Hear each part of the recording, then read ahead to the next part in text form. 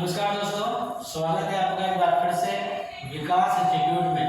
तो आज हम आपके सामने फिर से लेकर आ गए हैं एज की क्लास नंबर 3 आयु की क्लास नंबर 3। तो इससे पहले हमने क्लास नंबर 2 देखी थी, इसमें हमने अलग अलग ट्रिक्स और अच्छे क्वेश्चन सीखे थे। तो आज हम इसमें और अच्छे क्वेश्चन अच्छे ट्रिक्स सीखेंगे। आई होप कि आप अच्छे से पढ़ रहे होंगे और अपनी मंजिल के लिए काम कर रहे होंगे, ताकि आपको अपने सपने पूरे हो जाएं और आपको अपनी मंजिल मिल जाए। तो चलिए शुरू करते हैं क्लास नंबर 3 आयु की अच्छे क्वेश्चन के साथ में एंड अच्छे ट्रिक्स के साथ में।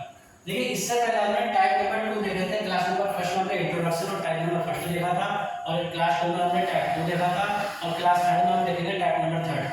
तो आपने क्लास फर्स्ट अगर नहीं देखी है तो उस क्लास को जरूर देखें, क्योंकि उसमें ही मैंने सारा इंट्रोडक्शन करवाया है, ठीक है। और इससे पहले जितने भी मैंने चैप्टर कराए हैं उन चैप्टर को अच्छे तरीके से पढ़ते रहें, ताकि आपको कोई भी क्वेश्चन करने में, क्योंकि आपको पता है कि आप जब भी वीडियो को देखें मैथ की, उसको पूरा देखें, क्योंकि हर क्वेश्चन में कुछ ना कुछ नया सीखने को मिलता ही मिलता। समझ रहे हैं मेरी बात को?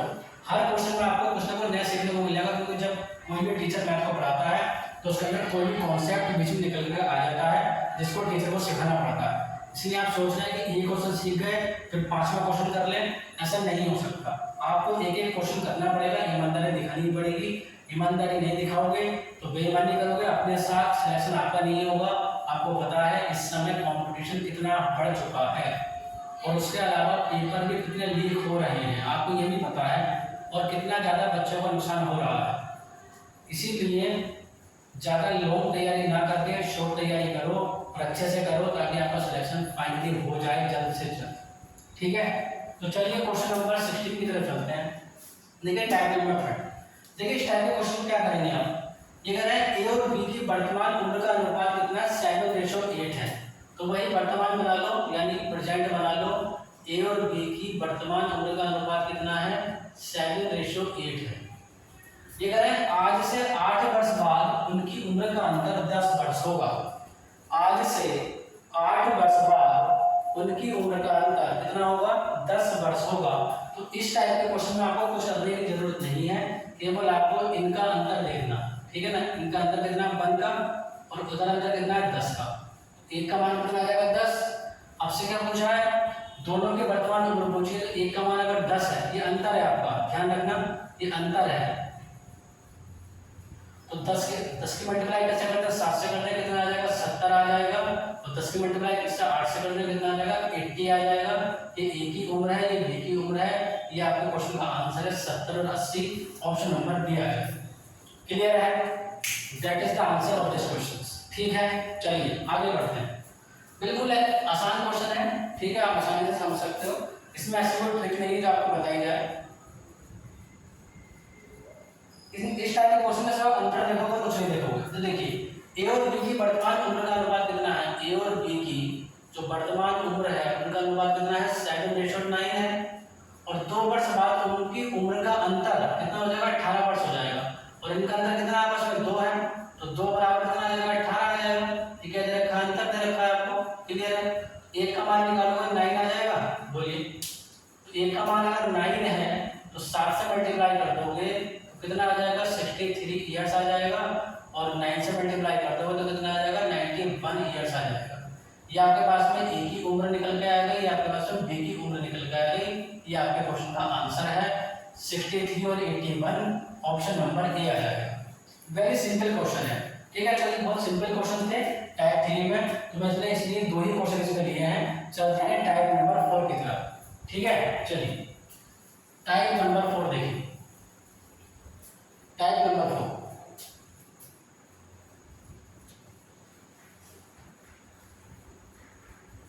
बताइए क्या आप इस क्वेश्चन को कर सकते हो। टाइप नंबर 4 अगर आप कर सकते हो तो बोलो हाँ, लिखो कमेंट में हाँ, नहीं कर सकते तो लिखो कमेंट में ना, बोलिए। देखिए इन्होंने कहा है कि राजीव की 5 वर्ष पूर्व आयु तथा 9 वर्ष बाद आयु का गुणनफल 15 है। कितना है 15 है। राजीव की वर्तमान आयु कितनी है, बोलिए। क्या आप इस क्वेश्चन को कर सकते हो? तो देखिए इस क्वेश्चन को करने का तरीका आपसे बता रहा हूँ क्या है। देखिए इन्होंने कहा कि राजीव की 5 वर्ष पूर्व की आयु तथा 9 वर्ष बाद की आयु का गुणनफल 15 है। तो मान लो ये प्रेजेंट है, क्या मान लिया हमने, प्रेजेंट है, और प्रेजेंट में राजीव की जो उम्र थी वो हमने मान ली x वर्ष है। देखिए इसमें x मान सकते हैं क्योंकि सिंपल क्वेश्चन है, कोई ज़्यादा हार्डली क्वेश्चन नहीं है, ठीक है। अब हम बात करते हैं 9 वर्ष पहले की। तो अगर मैं 9 वर्ष पहले की बात करूँगा तो इसकी उम्र x माइनस 9 वर्ष हो जाएगी। और अगर मैं बात करूँगा राज्य की 5 वर्ष पूर्व की 9 वर्ष है, राज्य की 5 वर्ष पूर्व की आयु, सॉरी 5 वर्ष पूर्व कराए तो x माइनस 5 वर्ष हो जाएगी। और 9 वर्ष बाद की आयु, तो 9 वर्ष बाद यानी कि x प्लस 9 हो जाएगी। कि आयु का गुणनफल कितना 15 है, तो इन दोनों का गुणनफल कितना दे रखा है 15, यानी कि x माइनस 5 और x प्लस 9 का गुणनफल कितना दे रखा है 15 दे रखा है। समझ रहे हैं क्वेश्चन को आप? बोलिए भाई, सिंपल बात है कि इन्होंने कहा है राज्य की 5 वर्ष पूर्व, तो अगर इसकी वर्तमान उम्र x थी तो 5 साल पहले की x माइनस 5 हो जाएगी, और वर्तमान उम्र x थी तो 9 साल बाद की x प्लस 9 हो जाएगी। तो इन दोनों की वर्तमान उम्र कितनी है, गुणनफल कितना 15 है, इनके मल्टीप्लाई कर लो, इसको मल्टीप्लाई करेंगे तो x स्क्वायर हो जाएगा प्लस का 9x हो जाएगा माइनस 5x हो जाएगा माइनस 9 × 5 45 हो जाएगा बराबर 15 आ जाएगा। बोलिए इतनी बात समझ में आ रही है? इसको सॉल्व कर लो, x स्क्वायर कितना बचेगा प्लस का 4x बचेगा माइनस 45, इसको उधर ले आओ माइनस का 15 हो जाएगा बराबर 0 हो जाएगा। बोलिए इतनी बात समझ में आ रही है? ये हो जाएगा x स्क्वायर प्लस का 4x माइनस का ये हो जाएगा 60 बराबर 0। तो देखिए ये जो इक्वेशन बन गई आपकी, ये बन गई आपकी द्विघात समीकरण, क्वाड्रेटिक इक्वेशन बन गई आपकी। तो इसीलिए आपको पूरा लेक्चर देखना जरूरी होता है। अब ये बन गई, अब आपको इसको सॉल्व करना है। आपने द्विघात समीकरण पढ़ी होगी, 10th क्लास में पढ़ी होगी, ठीक है ना, 9th में पढ़ी होगी, आपने नहीं पढ़ी तो अलग से आपको सिखा दूंगा, लेकिन आगे सीखिए। देखिए 60 के ऐसे फैक्टर आपको करने हैं कि माइनस करके कितना आ जाए 4 आ जाए। तो 10 से 60 होते हैं, 10 में से 4 गए, 10 में से 6 गए तो 4 बचेंगे आपके। ये हो जाएगा आपका x स्क्वायर प्लस का कितना बचेगा यहाँ पे 10x माइनस 6x माइनस 60 बराबर 0। क्लियर है इतनी बात? x कॉमन है तो x प्लस का कितना बचेगा 10 बचेगा, माइनस 6 कॉमन है तो x प्लस का 10 बचेगा बराबर 0 हो जाएगा। कॉमन निकाल लो, ये आपका आ जाएगा x प्लस का 10 और ये आ जाएगा x माइनस 6 बराबर 0। तो इसको 0 के बराबर रखेंगे तो x प्लस 10 बराबर 0, तो x बराबर माइनस का 10 आ जाएगा। तो देखिए हमेशा ध्यान रखेंगे आप एक बात इंपॉर्टेंट वाली कि आयु एज कभी भी माइनस में नहीं होती है, ठीक है ना। दूसरा वाले को रखेंगे आप, इसको रखेंगे इसके बराबर तो x माइनस 6 बराबर 0, तो x बराबर कितना आ जाएगा 6 ईयर्स आ जाएगा। तो x की जो वर्तमान राशि की जो वर्तमान वैल्यू वो कितनी है 6 साल, यानी कि 6 ईयर्स। ये आपके क्वेश्चन का फाइनल आंसर है, ऑप्शन नंबर बी है। क्लियर है इतनी बात? आया समझ में? आई होप कि आपको समझ में आ रहा होगा। इतना ध्यान रखना कि कभी भी एज माइनस में नेगेटिव नहीं होती, एज हमेशा पॉजिटिव होती है, ठीक है। चलिए आगे बढ़ते हैं। चलिए क्वेश्चन नंबर 19 की तरफ चलते हैं। क्वेश्चन नंबर 19,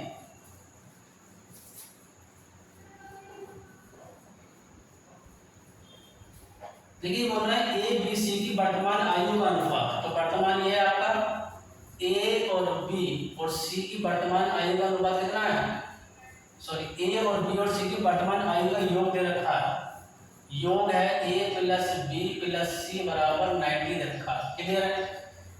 इनकी 6 वर्ष पूर्व उनकी आयु, कितने वर्ष पूर्व 6 वर्ष पूर्व उनकी आयु का अनुपात, 6 वर्ष पूर्व उनकी आयु का अनुपात कितना है 1:2:3 है।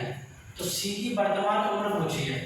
और आप ध्यान रखो कि जब आपको 6 वर्ष पहले का अनुपात दे रखा है तो आपको योग भी कितने का चाहिए 6 वर्ष पहले का ही चाहिए, लेकिन योग आपको वर्तमान का दे रखा है। तो योग हम पहले का निकालेंगे। तो देखिए 90 है ये, इसको आप कितने साल पीछे लाओगे। अब इसमें 3 व्यक्ति हैं ए और बी और सी, और 6 साल पीछे लाया गया था, यानी 6 के 18 साल आपको पीछे लाना पड़ेगा। 6 साल ए की उम्र से घटाने पड़ेंगे, 6 साल बी की उम्र से घटाने पड़ेंगे और 6 साल सी की उम्र से घटाने पड़ेंगे। तो टोटल कितने साल घटाने पड़ेंगे 18 साल। तो -18 कर दोगे तो कितना आ जाएगा 72 ईयर्स आ जाएगा। यहाँ पे योग कितना आ जाएगा ए प्लस बी प्लस सी का योग कितना आ जाएगा 72 ईयर्स आ जाएगा। बोलिए इतनी बात समझ में आ रही है? इधर योग कितना है इनका 6 है, इधर कितना है 72 है। एक का मान निकालो तो कितना आ जाएगा 12 आ जाएगा। बोलिए इतनी बात समझ में आ रही है? पूछा क्या है इन्होंने, देखिए इन्होंने कहा है तो सी की वर्तमान आयु कितनी है, what is the present age of C. तो पहले सी की आगे निकाल लो, तो कितने से मल्टीप्लाई करें, 3 से, 12 की कितना आ जाएगा 36। अब इन्होंने पूछे 6 साल बाद की, तो 6 साल आगे ले जाओ, तो इसको 6 साल आगे लेके जाओगे तो 6 ऐड करना पड़ेगा, तो कितना आ जाएगा 42 ईयर्स आ जाएगा।